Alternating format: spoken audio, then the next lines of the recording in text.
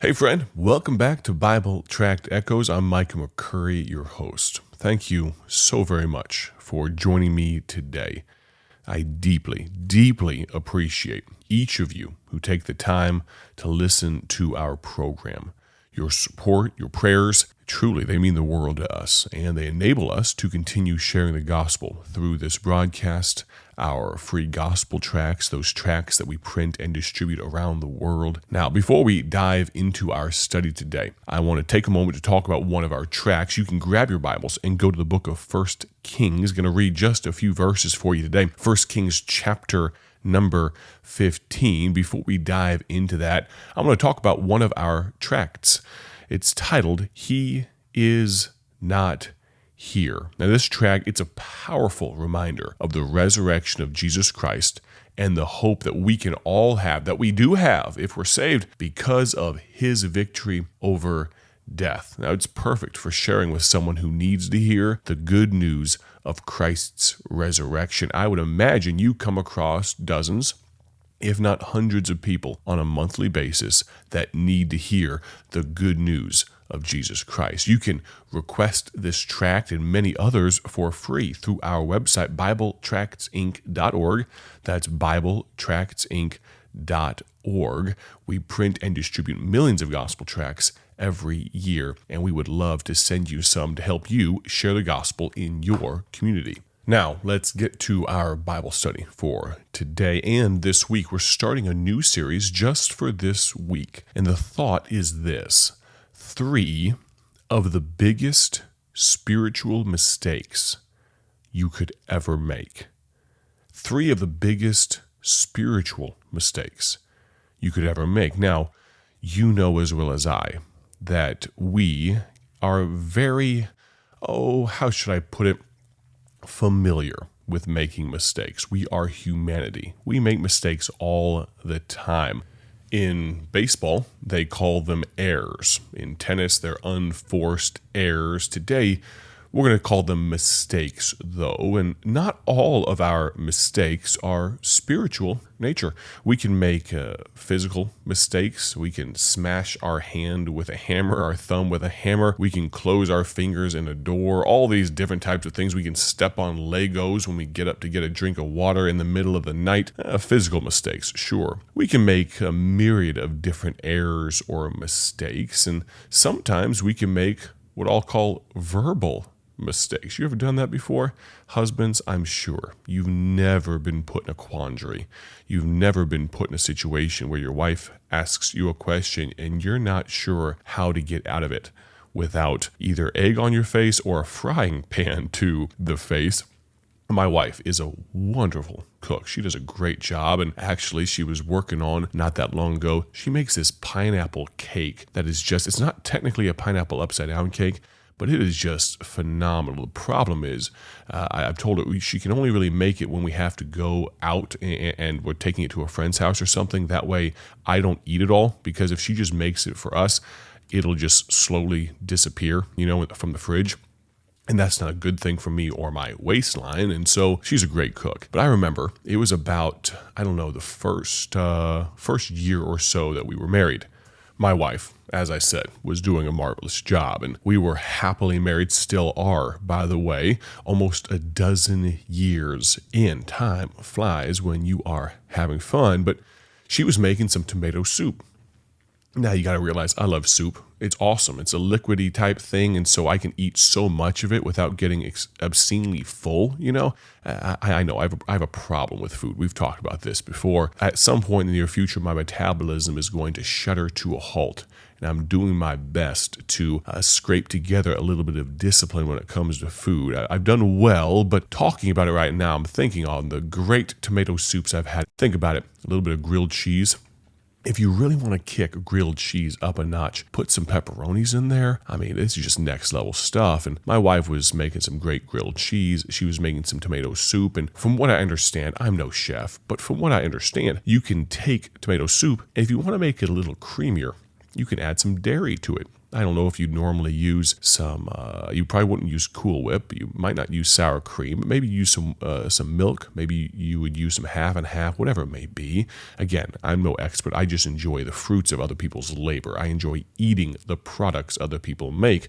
But this day, we were, again, a young married couple. We didn't have a whole lot in the fridge. Maybe she hadn't gone shopping in a little while. It was just the two of us. Our girls weren't born yet. And so for some reason or another, we had no dairy in the fridge. And we'd gone through a kick of, we were doing some dairy alternatives. I know. I don't know if it was soy milk or almond milk, whatever it was. And you can crucify me later on. You can stone me. Bad decisions. I get it. But regardless, we had almond milk in the fridge, and she thought, I'm going to make it a little creamier. And you're already thinking, oh man, it's going to be terrible. There's almond milk in the tomato soup. But that's not the reason that there was a problem. The reason was because it was vanilla flavored almond milk.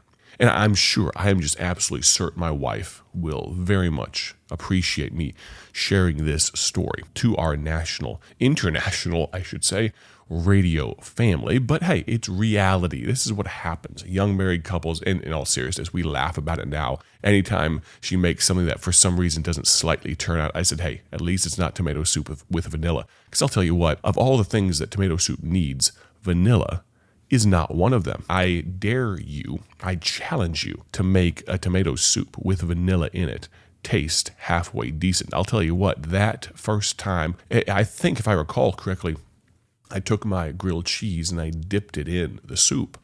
And so I take that bite anticipating this great, creamy mouthfeel and the sandwich, the crispiness of that. You got multiple textures going here, the cheese, but there's this underlying wrongness, that was kind of in the background, but really it was in the foreground. It was just like smacking me in the face. Something is not right. And I must have had the most quizzical look on my face because my wife looks at me and says, how's the soup? And what followed, I don't recall precisely what I said, but I would imagine it would fall under the category of a verbal mistake. Now, I realize this is something of a humorous illustration, just a little bit of a story. Maybe you chuckle a little bit, and maybe you as a husband or wife, you're remembering those times in your life. I hope you are. It's a good time, and my wife and I still chuckle about it to this day, almost 10, 11, 12 years later. But I think about that. I think about the various mistakes I've made in my life during this week of broadcasts. I'll share a few more of mine with you. My wife is probably done with me sharing her mistakes right now. But no, in all seriousness, I'll share 2, 3, 4 of my personal mistakes over this week. But I think about of all the mistakes I've ever made, verbal, physical, maybe even emotional, putting my hopes and dreams on something that I shouldn't have. Friend, I'll tell you what. There are some spiritual mistakes that I want to avoid or certainly not repeat because I am not immune to spiritual failures. And I think back to times in my life that I've made spiritual mistakes, and my hope, my prayer today is that we all, including myself, we can learn something that will be a help to us and help us avoid some of these spiritual mistakes. Tomorrow, we're going to really unpack the first one, but I want to give an introduction to the first Bible character that we're going to look at as it pertains to spiritual mistakes. Go to 1 Kings chapter 15. 1 Kings 15, verse number 8, the Bible says this, And Abijam slept with his fathers, and they buried him in the city of David. And Asa, his son, reigned in his stead, and in the 20th year of Jeroboam, king of Israel, reigned Asa over Judah, and 41 years reigned he in Jerusalem. He had a long reign. And his mother's name was Maachah, the daughter of Abishalom, and Asa did that which was right in the eyes of the Lord, as did David his father. Now, not his actual physical father, but you realize many times genealogies in the Bible will refer to forefathers as a father. And he, Asa, took away the Sodomites out of the land and removed all the idols that his fathers had made. What a wonderful testimony Asa has. What a legacy. And you know how it is at funerals. Oftentimes, we look at the highlights of someone's life. They could have been an absolute jerk around the dinner table, but we'll say, oh, they were at least they were nice to their dog, But in reality, we know that reality itself isn't shown through a eulogy. Maybe we picked the highlights, and here we have a little bit of a highlight of Asa's life, 41 years, did that which was right in the eyes of the Lord, but there were some things that he did that weren't right. And we're going to look at those tomorrow on the broadcast. But as we unpack this idea of spiritual mistakes, my desire, my goal, my hope, and my aim for you is that you will make sure that you will pause, that you will take inventory of your life and how you approach spiritual mistakes. Do you approach spiritual mistakes with the desire to learn from them, to overcome them, and to not return to them in the future? We're going to use Jesus, of course, as an example for us tomorrow on the broadcast, and we're going to ask that question, what would Jesus do? But I want you to pause for a moment and think back on spiritual mistakes you've made. I would think, if you're anything like me, maybe you don't have to look too far back in your memory. Maybe it's in recent days. I wonder, when was the last time we really communed with God? When was the last time we really gave him his due? I want to talk about that, the 3 biggest spiritual mistakes you could possibly ever make.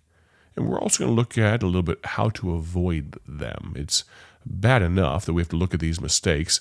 Let's bring some encouragement to it as well and find out how we can do better and overcome them in the future. Thank you so very much for tuning in. I'd ask you to use Asa's life, this king we're going to talk about, use his life as a warning. Maybe people will say nice things about us at our funeral, but I'd like to be assured that at least a few of those things are true. What will be said of us when it comes to spiritual mistakes? Tomorrow, we're going to look at the first spiritual mistake that we can make. My prayer, as always, is simply this, that you have a great day for his glory. My hope, my desire is that you'll join me again tomorrow as we continue this series on the 3 biggest spiritual mistakes you could ever make. I'm Michael McCurry. Thank you for listening to Bible Tract Echoes. Talk to you soon. Thank you for joining us today for Bible Tract Echoes, a ministry of Bible Tracts Incorporated. If you would like to receive a free sample booklet of all of our tracts, you can contact us by calling 309-828-6888. That's 309-828-6888. Our mailing address is P.O. Box 130, Dwight, Illinois 60420. A faster way to contact us is to go to our website at BibleTractsInc.org. That's BibleTractsInc.org. There you will find more information about our ministry and details on how you can support Bible Tracts Incorporated. Thanks for listening, and may the Lord richly bless you as you serve Him.